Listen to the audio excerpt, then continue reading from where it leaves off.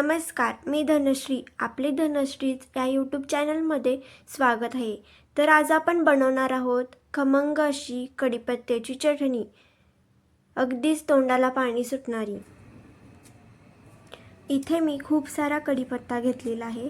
हा मी कढीपत्ता स्वच्छ धुवून कोरड्या सुती कापडाने पुसून घेतलेला आहे. पानं सगळी कोरडी केलेली आहेत.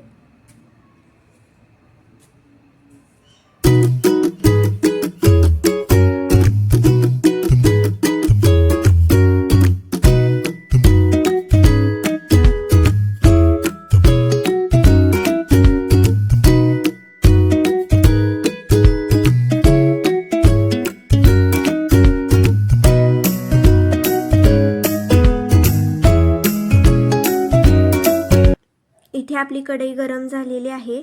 सर्वात आधी आपण 1 चमचा जिरे, 2 ते 3 चमचे पांढरे तीळ हे आपण भाजून घेणार आहे. त्यानंतर आपण कढईमध्ये 2 ते 3 चमचे तेल घालून शेंगदाणे फ्राय करून घेणार आहे.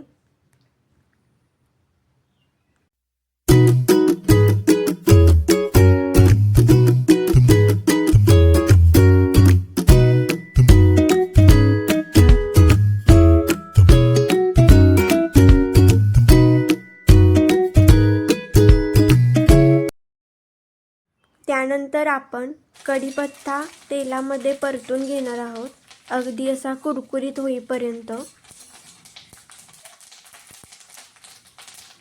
इथे आपले कढीपत्ता कुरकुरीत असा फ्राय करून झालेला आहे.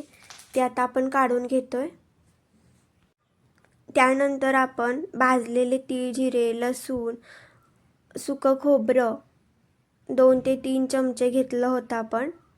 त्यानंतर शेंगदाणे, त्यानंतर थोडीशी कढीपत्ता हे आपण थोडंसं असं बारीक करून घेणार आहे.